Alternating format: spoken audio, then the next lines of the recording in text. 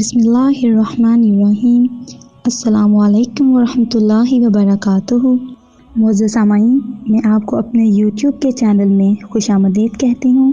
امید کرتی ہوں آپ صحت و ایمان کی بہترین حالت میں ہوں گے اور بھلائی کے کاموں میں بڑھ چڑھ کر حصہ لے رہے ہوں گے۔ تو بغیر وقت ضائع کیے چلتے ہیں اپنے آج کے موضوع کی طرف۔ ہمارا آج کا موضوع ہے حضرت عثمان غنی کی شہادت، پارٹ 1۔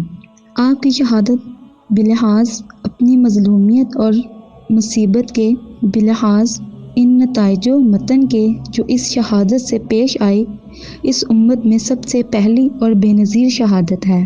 مسلمان باہمن متفق و متحد تھے اور سب کی متفقہ قوت کفر اور شعار کفر کے فنا کرنے میں صرف ہو رہی تھی اور برکات نبوت ان میں موجود تھی، مگر حضرت عثمان غنی رضی اللہ تعالیٰ عنہ کا شہید ہونا تھا کہ وہ تمام برکات ان سے لے لی گئیں اور باہم اختلاف پیدا ہوا، اور وہی تلوار جو کافروں کے لیے قتل کے لیے تھی آپس میں چلنے لگی۔ اس وقت سے آج پھر اگلا سا اتفاق و اتحاد مسلمانوں کو نصیب نہ ہوا، بلکہ روز بروز اختلاف و افتراق کا دائرہ وسیع ہوتا گیا۔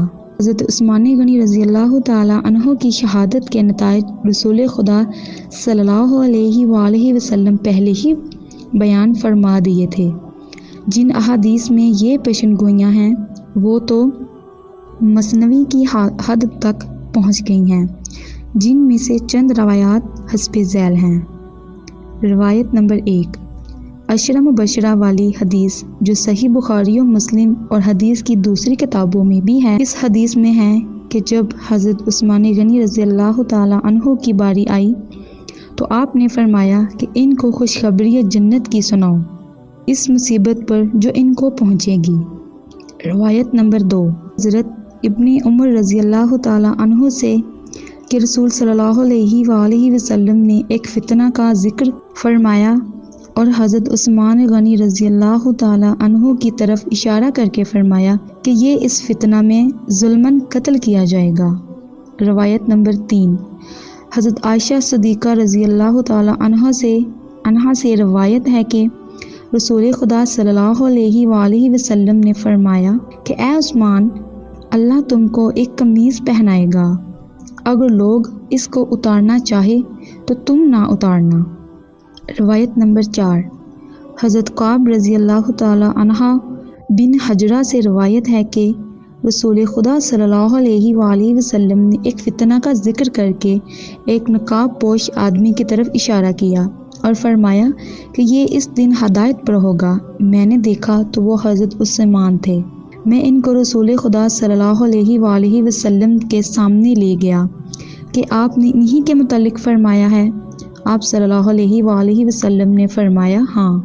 روایت نمبر 5، حضرت حذیفہ رضی اللہ تعالیٰ عنہ سے روایت ہے کہ رسول خدا صلی اللہ علیہ وآلہ وسلم نے فرمایا، قسم اس کی جان جس کے ہاتھ میں میری جان ہے کہ قیامت کا نہ قائم ہوگی یہاں تک کہ تم اپنے امام کو قتل کرو گے اور آپس میں خون ریزی کرو گے اور دنیا کے وارث بدترین لوگ رہ جائیں گے۔ روایت نمبر 4، حضرت عبداللہ بن مسعود رضی اللہ تعالیٰ عنہ سے روایت ہے کہ رسول خدا صلی اللہ علیہ وآلہ وسلم نے فرمایا، اسلام کی چکی 35 سال کے بعد اپنی جگہ سے ہٹ جائے گی۔ حضرت عثمان رضی اللہ تعالیٰ عنہ کی شہادت ٹھیک 35 ہجری میں ہوئی۔ روایت نمبر 6، حضرت انس سے مروی ہے کہ رسول خدا صلی اللہ علیہ وآلہ وسلم نے فرمایا، خدا کی تلوار میان میں رہے گی جب تک عثمان زندہ ہیں۔ جس وقت عثمان کو قتل کر دیں گے وہ تلوار میان سے نکال لی جائے گی اور پھر قیامت تک میان میں نہ جائے گی۔ المختصر اس مضمون کی روایات بہت ہیں۔ حضرت عثمان غنی رضی اللہ تعالیٰ عنہ کی شہادت کا واقعہ تو بہت طویل بیان کو چاہتا ہے، مگر خلاصہ یہ ہے کہ آپ کی خلافت کے آخری دنوں میں کچھ لوگوں کو آپ سے اختلاف پیدا ہوا اور وہ اختلاف بڑھتے بڑھتے اس حد تک پہنچا کہ بغاوت رونما ہوئی اور باغیوں نے آپ کا محاصرہ کیا، آپ پر پانی بند کیا اور اس طرح مظلومیت کے ساتھ شہید کر دیا۔ ابتدا یوں ہوئی کہ رسول خدا صلی اللہ علیہ وآلہ وسلم کی انکشتری مبارک جو آپ کے بعد حضرت صدیق رضی اللہ تعالیٰ عنہ کے ہاتھ میں رہی اور ان کے بعد حضرت عمر فاروق رضی اللہ تعالیٰ عنہ کے ہاتھ میں رہی، ان کے بعد حضرت عثمان غنی رضی اللہ تعالیٰ عنہ کے ہاتھ میں آئی۔ ایک روز حضرت عثمان رضی اللہ تعالیٰ عنہ عریس نامی کنویں پر بیٹھے ہوئے اور وہ انگوٹھی ہاتھ میں تھی، ہاتھ سے اس کنویں میں گر پڑی۔ 3 روز تک وہ انگوٹھی تلاش کی گئی، تمام پانی کنویں کا نکالا گیا، اس کی بالوں دیکھی گئی، مگر کہیں انگوٹھی کا پتہ نہ ملا۔ اس انگوٹھی کا گم ہونا تھا کہ سارا نظام درہم برہم ہو گیا اور حضرت عثمان رضی اللہ تعالیٰ عنہ پر نکتہ چینیاں شروع ہو گئیں۔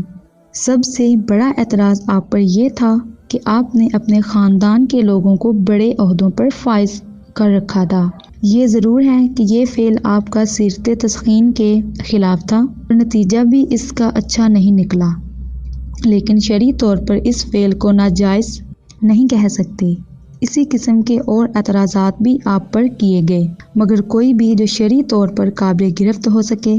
تفصیلی جوابات ان اعتراضوں کے ازالہ الغفار میں مذکور ہیں، اور سیدھی بات یہ ہے کہ ایک صحابی رسول صلی اللہ علیہ وآلہ وسلم جو مہاجرین کی جماعت میں سے ہو، جس کی تعریف قرآن مجید میں ہے، جس کو رسول خدا صلی اللہ علیہ وآلہ وسلم نے متعدد بار جنت کی بشارت دی ہو، جس کے لیے فرمایا ہو کہ یہ ظلماً شہید ہوگا اور یہ اس دن حق پر ہوگا، اس کے لیے یہ ذرا سی باتیں جو کسی طرح شرعاً عدم جواز کی حد میں نہیں آئیں، ہرگز قابل گرفت نہیں ہو سکتی۔ بہرکیف حضرت عثمان رضی اللہ تعالیٰ عنہ پر یہ اعتراضات شروع ہوئے۔ اسی سلسلہ میں حاکم مصر عبداللہ بن ابی سرا کی شکایت آئی کہ وہ بہت ظالم تھا۔ حضرت عثمان رضی اللہ تعالیٰ عنہ نے اس کو ایک فرمان تہدید آمیز بھیجا، مگر اس نے بجائے اس کے کہ اس فرمان پر عمل کرتا، ان شکایت کرنے والوں کو خوب پیٹا، یہاں تک کہ ان کا ایک آدمی مر گیا۔ پھر تو 700 آدمی مصر سے آئے اور مسجد نبوی میں صحابہ کرام رضی اللہ تعالیٰ عنہم سے انہوں نے اپنے مظالم کی داستان بیان کی۔ حضرت طلحہ رضی اللہ تعالیٰ عنہ، حضرت علی رضی اللہ تعالیٰ عنہ، ام المومنین حضرت عائشہ صدیقہ رضی اللہ تعالیٰ عنہا نے حضرت عثمان غنی رضی اللہ تعالیٰ عنہ سے اس کے متعلق بہت کچھ کہا۔ حضرت عثمان نے یہ سن کر عبداللہ بن ابی سرا کو حکومت مصر سے معزول کر دیا اور اہل مصر سے دریافت کیا کہ تم کس کو اپنا حاکم پسند کرتے ہو؟ سب نے محمد بن ابی بکر کو تجویز کیا، چنانچہ حضرت عثمان غنی رضی اللہ تعالیٰ عنہ نے ان کے لیے فرمان لکھ دیا اور مہاجرین و انصار کی ایک جماعت کو ان کے ساتھ کیا کہ مصر پہنچ کر عبداللہ بن ابی سرا کے معاملات کی تحقیقات کریں۔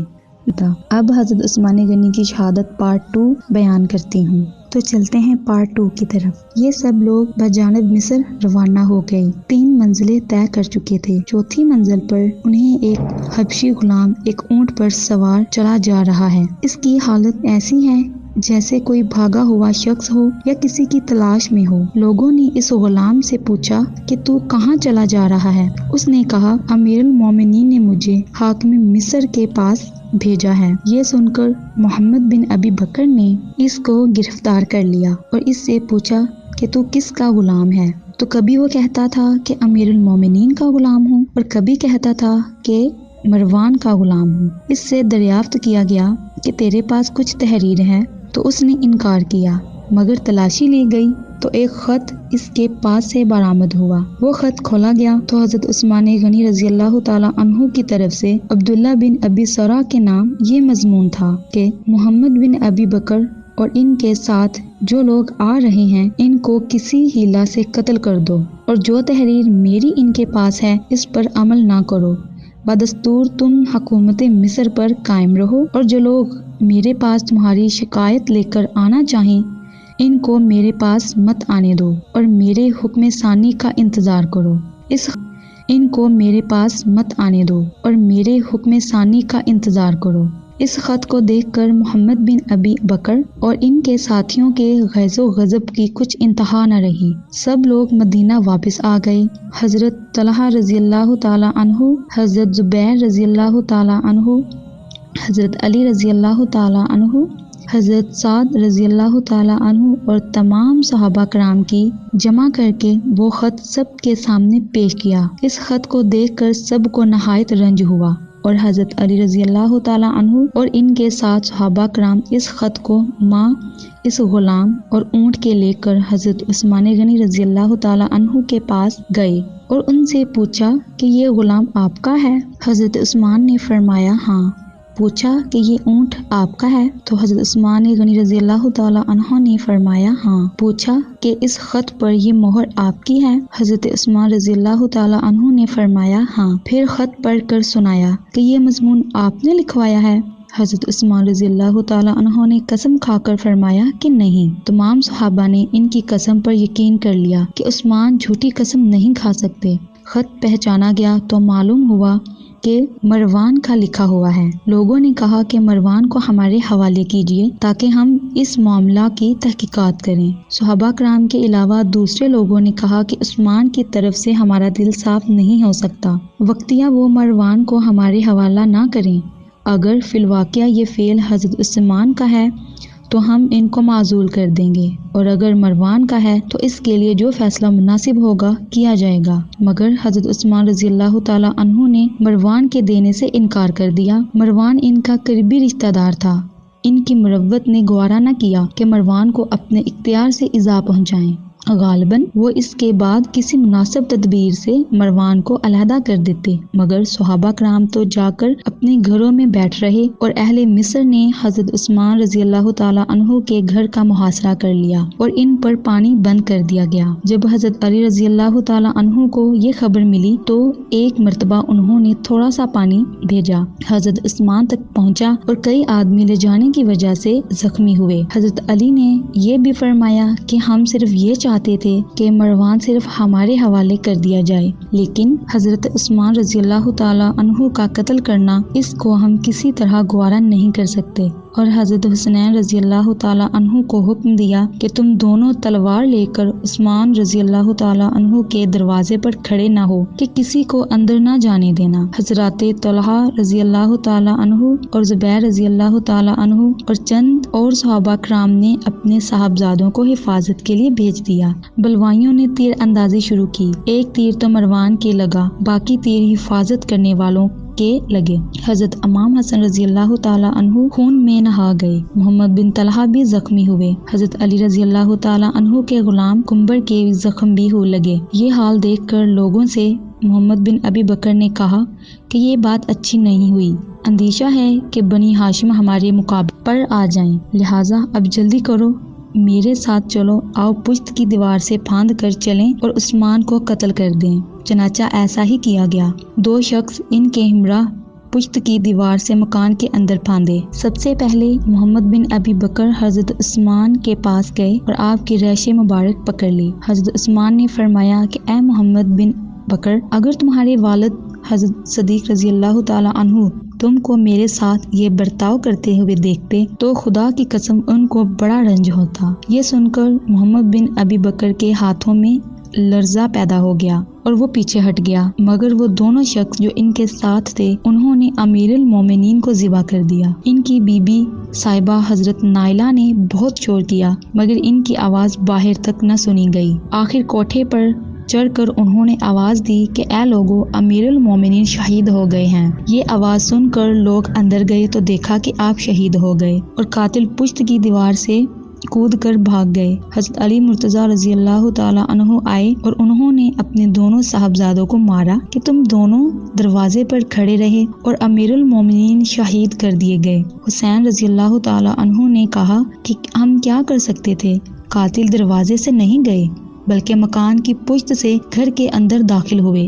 انا للہ و انا الیہ راجعون۔ جس وقت حضرت عثمان شہید کیے گئے اس وقت تلاوت قرآن پاک میں مشغول تھے ان کا خون جو بہا تو قرآن مجید کی اس آیت پر پڑا فَسَيَّکْفِیکَہُمُ اللَّهُ وَهُوَ السَّمِیعُ الْعَلِیمُ، وہ قرآن مجید اب تک مدینہ منورہ میں محفوظ ہے۔ سلاطین عثمانیہ پر جب کوئی ایسی ہی مصیبت آتی ہے تو وہ قرآن مجید نکال کر پڑھا جاتا تھا اور وہ مصیبت دفع ہو جاتی تھی۔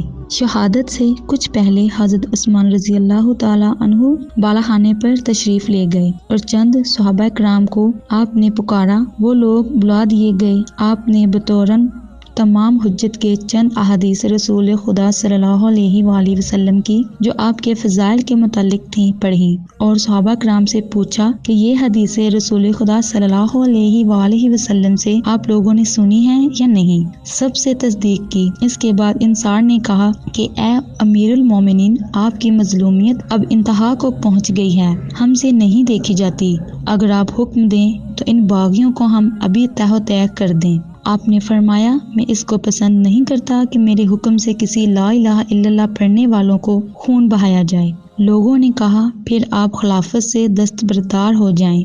آپ نے فرمایا میں یہ بھی نہیں کر سکتا، اس لیے کہ رسول خدا صلی اللہ علیہ وآلہ وسلم نے مجھ سے فرمایا تھا کہ اے عثمان، اللہ تم کو ایک قمیص پہنائے گا، لوگ اس کو اتارنا چاہیں گے، اگر تم نے لوگوں کے کہنے سے اتار دیا تو جنت کی خوشبو تم کو نصیب نہ ہوگی، لہٰذا میں اس پر قائم رہوں گا۔ لوگوں نے کہا پھر اس ظلم سے آپ کو کس طرح نجات ملے؟ آپ نے فرمایا اب نجات کا وقت قریب ہے۔ آج میں نے رسول خدا صلی اللہ علیہ وآلہ وسلم کو خواب میں دیکھا ہے، آپ فرما رہے ہیں اے عثمان آج افطار ہمارے ساتھ کرنا، چنانچہ آج میں نے روزہ رکھا ہے اور انشاءاللہ تعالی افطار کے وقت رسول خدا صلی اللہ علیہ وآلہ وسلم کے پاس پہنچ جاؤں گا۔ چنانچہ ایسا ہی ہوا۔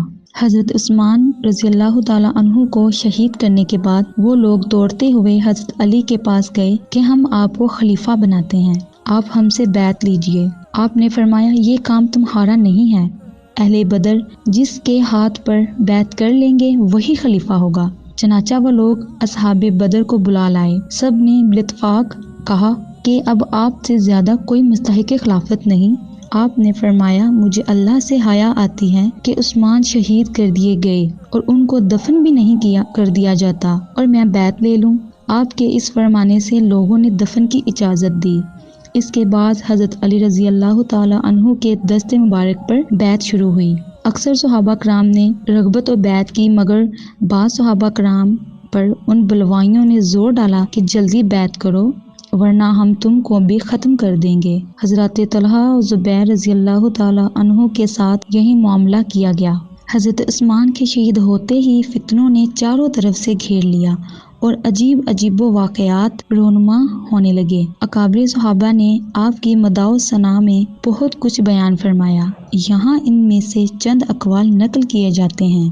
میں امید کرتی ہوں میری آج کی ویڈیو آپ کو پسند آئی ہوگی۔ اگر آپ کو میری ویڈیو پسند آئے تو ہمارے چینل کو لائک، سبسکرائب اور شیئر ضرور کریے گا اور ساتھ ساتھ بیل آئیکن پر کلک بھی کریں تاکہ میری ہر نئی آنے والی ویڈیو کا نوٹیفیکیشن آپ کو آپ کی اسکرین پر ملے۔ شکریہ، اللہ حافظ۔